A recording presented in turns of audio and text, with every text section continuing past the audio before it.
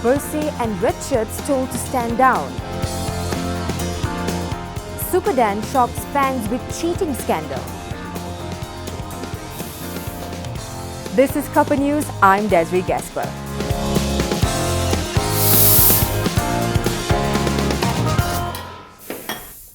The internet was abuzz today after intimate photos and video emerged showing Chinese badminton superstar Lin Dan with a mystery woman 12 days after his wife gave birth to their first child.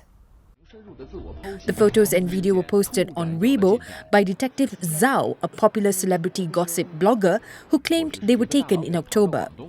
Lin Dan's wife, Xie Jingfang, a former badminton star, gave birth to a boy in Beijing on November 5th. The couple wed in 2012.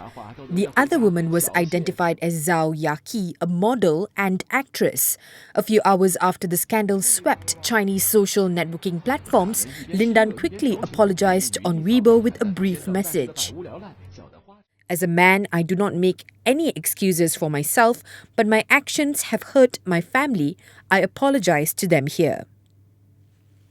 The athlete nicknamed Superdan has 2 Olympic gold medals to his name but left the 2016 Rio Olympics empty-handed.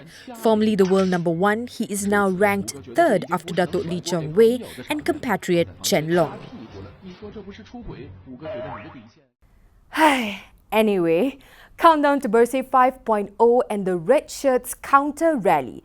The IGP said those who want police protection during the mass demonstration must first obey the law. Orang yang nak memohon perlindungan itu perlu terlebih dahulu mematuhi undang-undang. Ya? Kalau dia sendiri tak mematuhi undang-undang, kenapa nak memohon perlindungan pula? Dua-dua pihak sekarang ini tidak mematuhi undang-undang. Jadi kepada mereka yang nak menyokong ni, nak berhimpun ni, saya syorkan daripada beli baju bersih tu, eloklah sumbang kepada aman Palestin. He was responding to former Bersih chairperson Ambiga Srinivasan, who told a press conference this morning that it is the police's duty to prevent members of the Red Shirts from clashing with Bersih supporters this Saturday.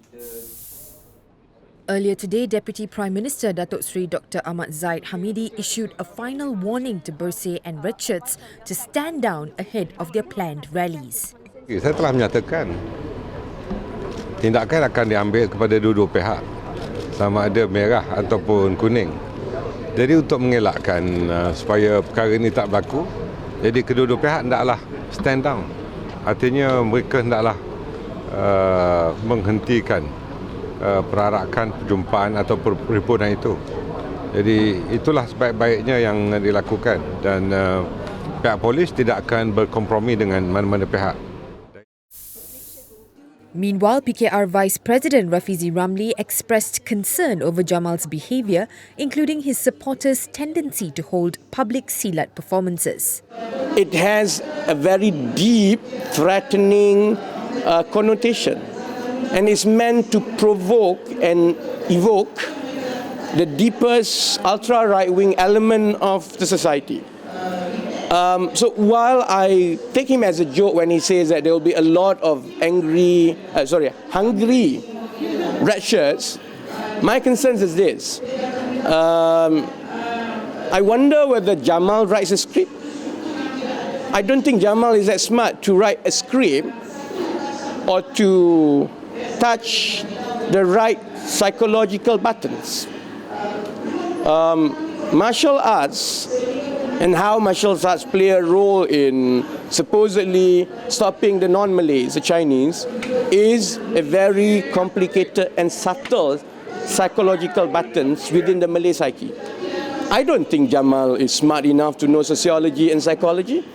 All he ever does is run unsuccessful ikan bakar restaurants, you know.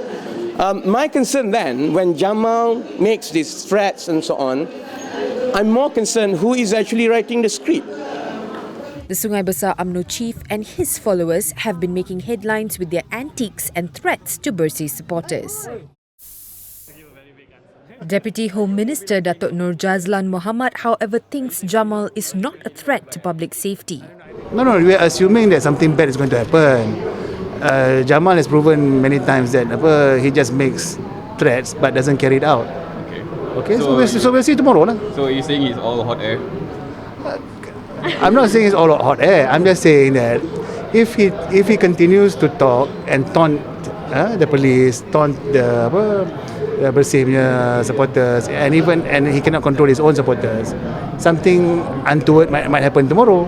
That's all. But the police are ready to take action at the time. He also told off the media for sensationalizing the activities of both Bersih and the Red Shirts.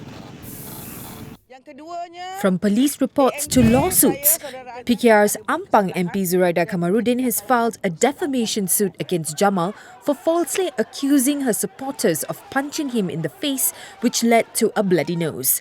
Her counsel, N. Surendran, said the allegations made against Zuraida was without basis, as could be seen in videos.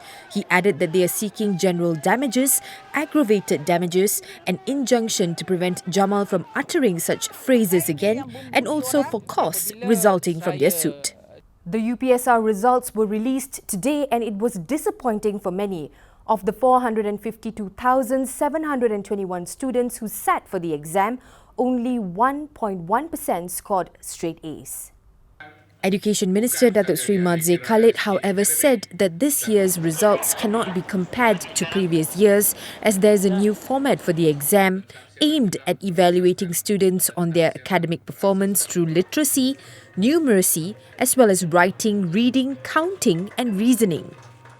Kita tak boleh banding dah dengan keputusan UPSR pada tahun yang lalu, sebab ini kohort yang pertama dalam pentafsiran berasaskan sekolah dan juga KSSR. Kalau dulu dia objektif, dia hanya objektif, you ada 50 soalan, you tanda A, you tanda B, you tanda C, selesailah.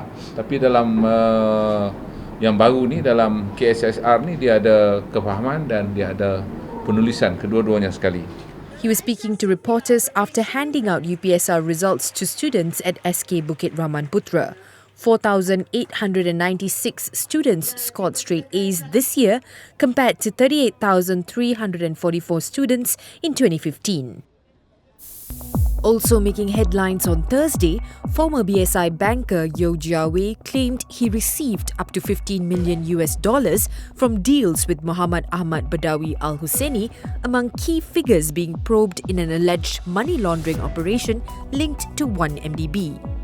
Yeo, who faces 4 counts of obstructing justice, was under cross-examination by the prosecution on day 11 of his trial in Singapore. He also continued to downplay his ties with Joe Low. The court heard yesterday that Yeo was so close to the Malaysian tycoon that he slept at his apartment, flew on his private jet and even wore his clothes. The self-proclaimed Sultan of Malacca claimed trial at the Sessions Court to cheating 4 individuals into believing that he is the heir of the non-existent Sultanate. 59-year-old Nurjan Tua faces a maximum jail term of 7 years or a fine or both upon conviction. The court allowed bail at 8,000 ringgit with 1 surety for each charge and fixed December 21st for remention. Penang Chief Minister Lim Guan Eng has announced that all undeveloped land on Pulau Jereja will be gazetted as a state park. We are turning a loss-making investment into a profit-making investment. And we got no control. We got only 49%, got no control. So we took back profit, 140 million, and make sure that the remaining part of the island, we can gazette it as a state park. So it is those blue stretches. The rest, we didn't touch it. The state government didn't touch it. The controversy surrounding Pulau Jereja arose after Penang Gerakan hit out at the state government over the recent sale of Penang Development Corporation's 49% stake in tropical island resort Sendirian Berhad to a local developer. Switching to world news, distressing images have emerged on social media as hundreds of Rohingya Muslims flee a military crackdown in western Myanmar, with at least 170 reported dead. Residents and rights advocates have accused security forces of summary executions, rape and setting fire to homes. The government and army have rejected the accusations as diplomats, including former UN Secretary Kofi Annan, appealed for an independent and credible investigation. In her first public appearance since conceding to Donald Trump, Hillary Clinton on Wednesday said the US presidential vote has exposed deep divisions in the country. I know this isn't easy. I know that over the past week, a lot of people have asked themselves whether America is the country we thought it was. The divisions laid bare by this election run deep. But please listen to me when I say this. America is worth it. Our children are worth it. Believe in our country, fight for our values, and never, ever give up. She was addressing an event held for the Children's Defence Fund, a non-profit advocacy group for underprivileged children. A British man has uploaded a video to social media entitled Mannequin Challenge, a fresh take on the recent phenomenon, the Mannequin Challenge.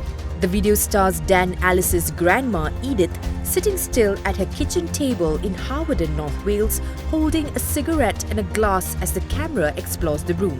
The Mannequin Challenge craze continues to sweep the internet, with celebrities, athletes, and even pets taking part. That girl is a real proud piece. Small world, all her friends know me. Young bull living like an old geese. Release the cash, watch it fall slowly. And that's a wrap from us.